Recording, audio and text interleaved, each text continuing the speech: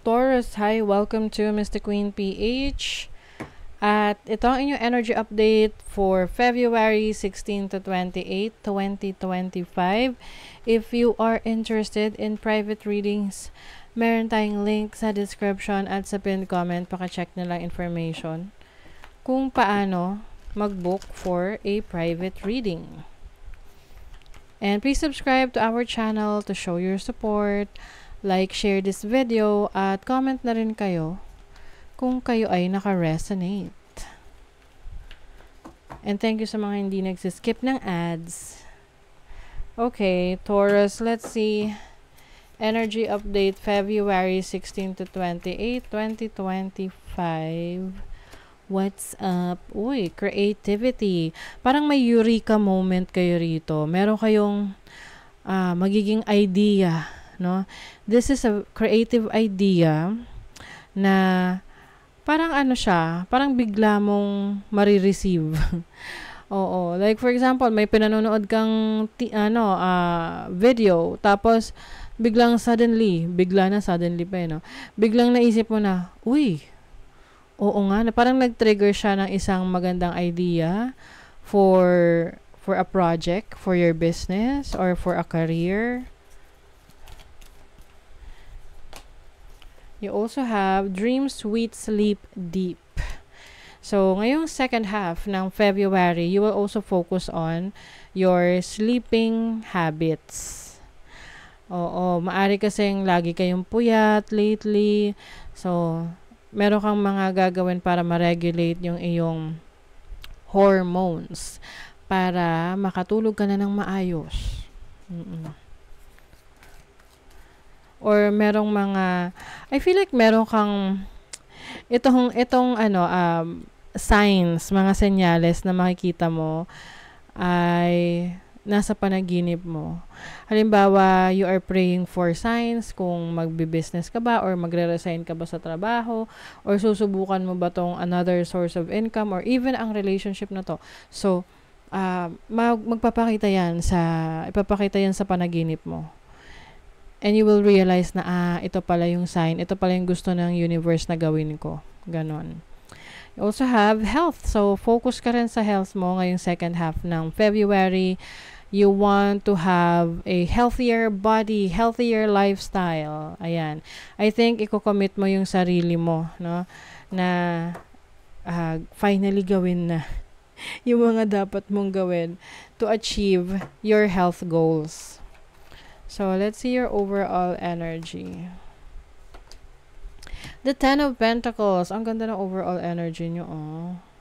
This is stability in your finances, abundance, and also, inheritance. So, pwedeng may mga pag-uusap sa pinamana sa inyo, or meron kayong asikasuhin na pinamana sa inyo ng lolo-lola nyo or ng parents ninyo, lupa, bahay, or a certain amount of money. Your challenge is the Chariot. So, alam nyo, Taurus, minsan kasi parang pagdating sa motivation, nahihirapan kayo mag-motivate ng sarili ninyo. Kaya, may mga goals kayo na hindi nyo na-achieve. Pero, the moment na you keep your eye on the prize, kumbaga, na mag-focus ka dun sa goal mo, ma-achieve mo yun. Maari kasing iba sa inyo na mabilis ma-distract, no? Oo. Na, halimbawa, kahit yung mga simpleng chores sa bahay, gawain bahay, minsan di natin nagagawa. Kasi nadidistract tayo. Let's say, napa-cellphone ka, o kaya, may iba kang naging agenda nung araw na yon. So, ang challenge sa'yo is kung paano mo i-organize yung iyong mga gawain para mas maging productive ka. Your opportunity is the Three of Swords. This is healing. Healing from your past, healing anything physical issues, no? Lalo na pagdating sa health nyo kasi may health energy rin dito. So, kung yung iba sa inyo, pwedeng heart conditions or something na na-disappoint ka sa condition ng kalusugan mo. So, you have the opportunity to focus on taking care of yourself at maghilo, magpahinga. And then, your blessing is the Justice card. So, this is about clarity sa situation mo. I think itong opportunity na to is like opportunity mo na harapin yung mga bagay na hindi mo hinaharap kasi alam mong mas-stress ka lang. Pero wala ka nang magagawa kasi kailangan mo talagang harapin na. This can be a challenge or a struggle or issue with someone na mahal mo sa buhay. With the Justice card as a blessing, you will gain clarity sa situation na to. For some of you, kung merong court cases related sa pera, sa mana, sa properties, as a blessing, you will win. Sa inyo, mabibigay yung, ang tawag nito, ikaw yung mananalo. Oo. And then, your money, career, finances, 6 of Swords, 9 of Pentacles, and the 9 of Wands. Alam nyo, Taurus, kung talagang pagsisikapan nyo, e-effortan nyo yung career nyo, business ninyo, or yung mga financial goals nyo, ma-achieve nyo talaga to. And this will definitely change your life. Like talagang, when you look back, may isip mo na, wow, ang layo na pala ng narating mo. Oo. Kailangan lang talaga na ikaw ay motivated, decided ka na yun yung gusto mong gawin at i-pursue. You have mishaps. I think kung meron ka mang ma-experience na struggle, challenge, isipin mo na lang na ina-ask lang ng universe na i-review mo yung ginagawa mo kasi maaring merong mali, kailangan ka lang ayusin, 'di ba? So, and then wag kang mawawala ng pag-asa or wag kang panghihinaan ng loob. Oo, ayan o. Have faith in yourself. Magtiwala ka sa sarili mo, magtiwala ka sa Diyos, magtiwala ka sa kakayanan mo. And some of you, meron kayong talent sa content creation, so pwedeng may kinalaman to sa career path na gusto mong tahakin. You want to be a social media influencer, content creator, or anything sa multimedia. Na you're going to show your talents and your skills. And then, pwede rin to communication. Oo, vlogging, writing, ganyan. Sa love life, you have, I think itong 3 of Swords na to, may kinalaman talaga sa love life to, no? Kasi yung iba sa inyo, you are healing from your past.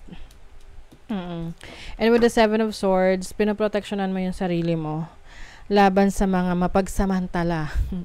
Mapagsamantalang nilalang. Oo. At having the Sun here, kung may struggle ka sa relationship, connections mo, don't worry kasi malapit ka nang makarecover dyan. Ayan na ang liwanag ng araw para sa'yo. Playfulness. You have stalking.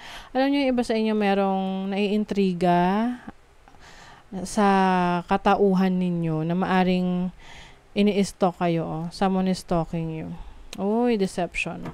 Yes, mag-ingat sa mga taong nagtatry na i-manipulate ka. Kumbaga parang ginagamit yung emotions mo, yung feelings mo towards them para mamanipula ka. Halimbawa, meron kang taong mahal mo. So, syempre, minsan, alam niya na mahal ka, alam niya na mahal mo siya. So, alam niya na ibibigay mo yung mga gusto niya. Kaya lang minsan yung gusto niya is too much para sa'yo. So, sino dapat mag-sacrifice? Ikaw ba? Kung talagang mahal ka, diba?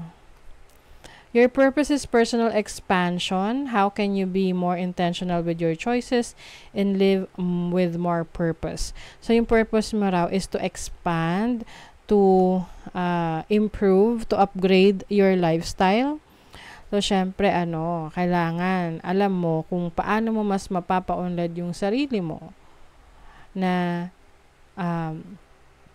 kumbaga, hindi naman sa hindi ka makukontento, no? laging merong room for improvement, 'di ba? Na alam mo na meron pang ikagaganda yung situation mo. So, kumbaga, hindi ka magiging complacent, hindi ka magiging kumpiyansa sa situation mo. You want to still evolve, improve your life, your lifestyle. 'Di ba? So, that is your reading, Taurus. Thank you so much. See you again.